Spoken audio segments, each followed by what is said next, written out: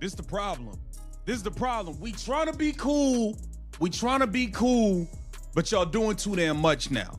Y'all doing way too much, and this is what the initial issue was when Raven Johnson was drafted. Indiana Fever front office. This is the problem right here. Watch his face. Watch the frustration building. This isn't about basketball analysis anymore. This is about a fan-based civil war that the Indiana Fever front office saw coming from a mile away and drafted anyway. When the Fever selected Raven Johnson in the 2025 WNBA draft, they didn't just add a defensive specialist to their roster. They imported an entire ecosystem of South Carolina fans who've spent years defending their point guard against critics. And now, after one preseason game, those same fans are demanding that Caitlin Clark, the player who broke 62 NCAA records as a rookie, should be coming off the bench. Let that sink in for a second. This is a mess that you have created. You got all of these people, these South Carolina, everybody running around and saying Caitlin Clark should be benched for Raven Johnson. Sounds ridiculous to you as it does to me, right? Just when we all we did was give her credit for playing a solid preseason opener, but you know, you give somebody an inch and they'll try to take a whole mile. We got to get into this. Welcome to Keep the Vision. Make sure you like, comment, subscribe, share the channel, hit that bell notification and hype the video. That would be greatly appreciated. Man, oh man, these people are doing way too damn much out here. Y'all doing a little bit too much for me. Here's what actually happened. Raven Johnson played a solid preseason opener against an undermanned opponent. She handled pressure well, played active defense, and showed she belongs in the WNBA. That's the reality. Fever fans acknowledged it, praised her performance, and talked about how she could contribute as a backup ball handler and defensive specialist. Normal, rational basketball analysis. But then the South Carolina contingent took that inch and sprinted a marathon with it. Suddenly, social media exploded with takes claiming Johnson should be starting over Clark, not playing alongside her, not earning more minutes, starting over the player who's about to enter her sophomore season as the league's biggest draw and most accomplished rookie in WNBA history. Y'all are doing too much, and now race is all back in it. Now it's all about race again. If you look like me, you have to lie and say Raven Johnson should be starting over Caitlin Clark, or else you're a raccoon. That's just what it is now. That's just what it is. This is the environment that you bring on when you make a move like this in the draft. And this is what we all said was going to happen. This is what we all said was going to happen. Okay?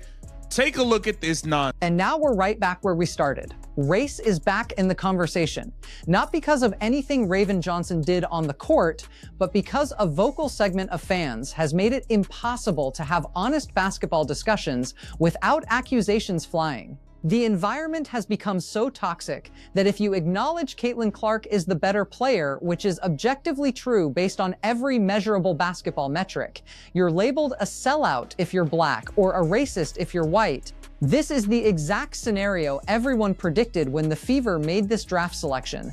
The front office had to know this was coming. They watched Aaliyah Boston get attacked by some South Carolina fans for being too close to Caitlin Clark. They saw her labeled as not black enough because she developed a genuine friendship with her teammate. That's the toxicity level we're dealing with. Nonsense. Shakia, take a look at this nonsense here. Raven Johnson is a true point guard. She literally sees plays before they happen. I'm rewatching the game and I have no words. The Fever is her team, just like South Carolina was her team. That's her team. Girl.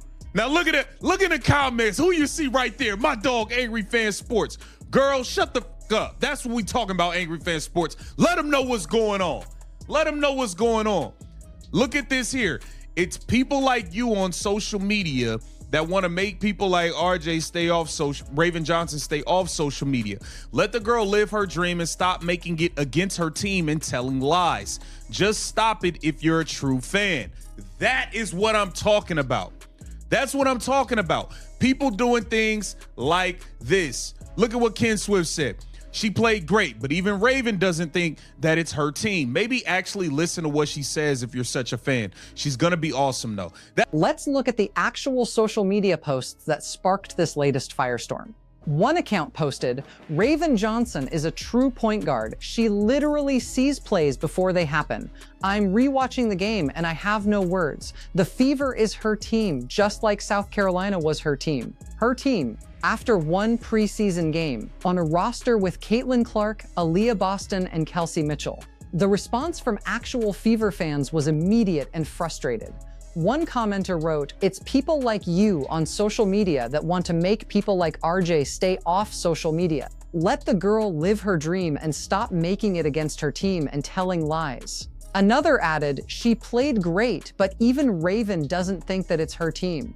Maybe actually listen to what she says if you're such a fan." This is the divide. Fever fans have been nothing but welcoming to Raven Johnson since she arrived. They praised her preseason performance. They talked about her defensive potential. They discussed how she could fit into the rotation. But that's not enough for a segment of fans who seem more interested in tearing down Caitlin Clark than building up Raven Johnson. And Indiana Amber Cox, you have to wear some of this. You knew this was going to come up before. You knew this type of stuff was going to happen. Did you not have the foresight to understand what you were taking on with those South Carolina people? Like, bro, did you not have the Aaliyah Boston gets labeled as not being black enough by some of these people because she's really good friends with Caitlin Clark. Aaliyah Boston deals with that. You don't think that you didn't think about this? It made no sense. And this is why, chill, the Fever have their big three, and fans have treated Raven with overwhelming kindness since she's gotten. Think about what the Indiana Fever front office did here. They had the 4th pick in the draft. They could have selected any number of players who would have filled roster needs without importing this circus. Instead, they chose a player whose fan base has a documented history of attacking their franchise cornerstone. Amber Cox and the Fever decision makers had to have discussed this. They had to know that drafting a South Carolina player, specifically their point guard, would create this exact dynamic. Did they think it would be different? Did they believe they could control the narrative? Did they just not care about the potential toxicity? Because here's what they've created, an environment where their own fans can't praise Raven Johnson's legitimate basketball contributions without being drowned out by unrealistic comparisons to Caitlin Clark. They've put Johnson in an impossible position where she'll be constantly measured against a player she was never going to surpass. This right now, Raven Johnson has never a day in her life been a better basketball player than Caitlin Clark. As much as I am rooting for and in support of Raven Johnson, she will never be as good of a basketball player as Caitlin Clark. But because I root for Caitlin Clark and the Indiana Fever, I'm going to continue to root for Raven Johnson. But it's foolishness like this that this front office could have avoided all around the board. All right, let's take a look at this article here, courtesy of Sports Illustrated. Grant Young. Fever coach shrugs off Caitlin Clark's shooting struggles versus the Liberty. Okay. Let's take a look here. Indiana Fever fans have got to be feeling good about how their team looked during their April 2025 WNBA season contest against the New York Liberty. Now let's talk about Caitlin Clark's actual preseason performance, because that's getting lost in all this noise. She played 17 minutes against the New York Liberty in her first WNBA game since July 2024. Think about that timeline. It's been 9 months since she last suited up in a Fever uniform.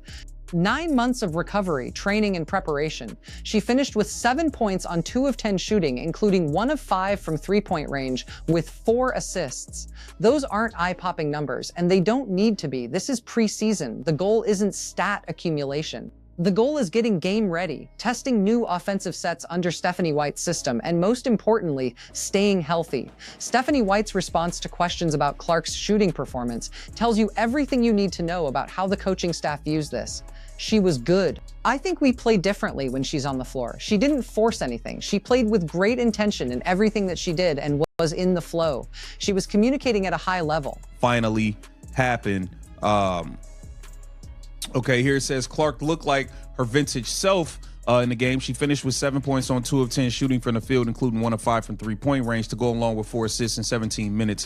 While this wasn't Clark's best shooting performance, stats don't matter in the preseason. All anybody wanted to see was Clark competing fully healthy and looking close to the form she should be in once the actual season begins next month. All right, Stephanie White speaks on Caitlin Clark's performance against the Liberty. This is what Stephanie White had to say. She was good. Here's the broader context that matters.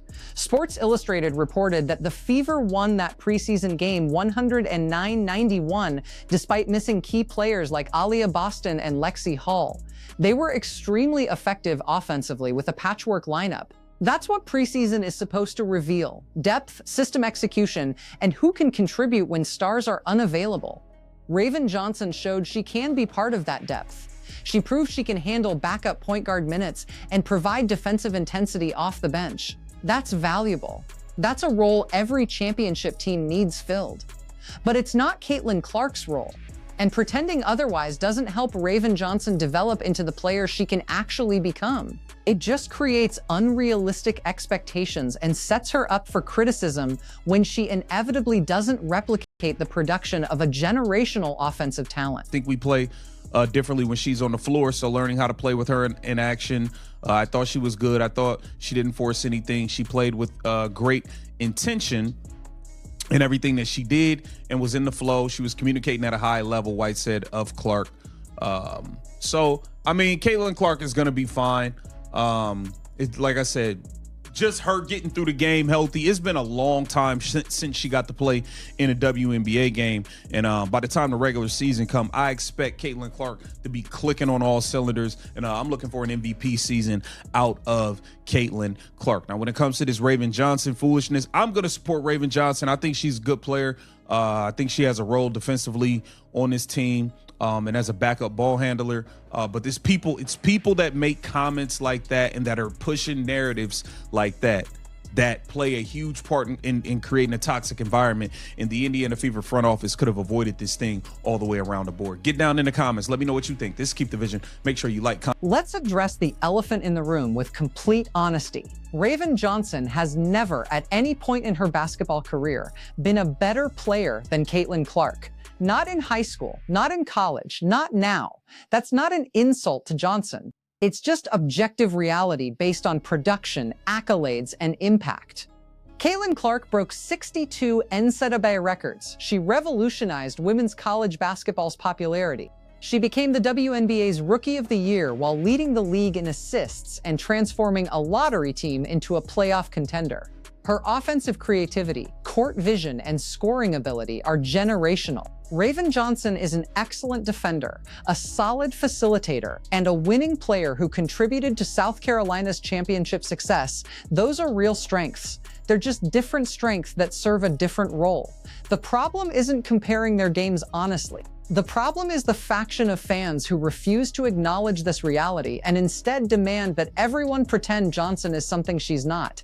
And when people refuse to play along with that fiction, the accusations start flying. This is what the Fever front office enabled when they made this selection. They knew this dynamic existed. They chose to bring it into their locker room anyway. Here's what this means moving forward. The Indiana Fever are going to deal with this tension all season long. Every time Raven Johnson has a good game, a segment of fans will use it as ammunition to attack Caitlin Clark. Every time Clark has an off-shooting night, those same voices will demand Johnson get her minutes. And the actual basketball analysis, the legitimate discussion of how both players can contribute to winning, will get drowned out by manufactured controversy. Stephanie White is going to have to manage this carefully. She needs Raven Johnson to develop confidence and find her role without the weight of unrealistic expectations. She needs Caitlin Clark focused on an MVP-caliber sophomore season, not distracted by fan-based drama. And she needs the rest of the roster to stay united, despite external forces trying to create division. The smart play is obvious. Johnson comes off the bench as a defensive specialist and backup ball handler. She earns her minutes by providing intensity, pressure defense, and steady facilitation when Clark rests. That's a valuable role on a championship contending team. It's the same role players like Derek White fill for the Boston Celtics, or Bruce Brown filled for the Denver Nuggets when they won titles. But that reasonable basketball decision is going to be second-guessed every single game by people who aren't interested in the Fever winning championships. They're interested in proving a point about who deserves recognition and validation. Look at how this played out after just one preseason game. Johnson played well for 20 minutes, and immediately the narrative became about her replacing Clark rather than complimenting her. Imagine what happens when the actual games start counting.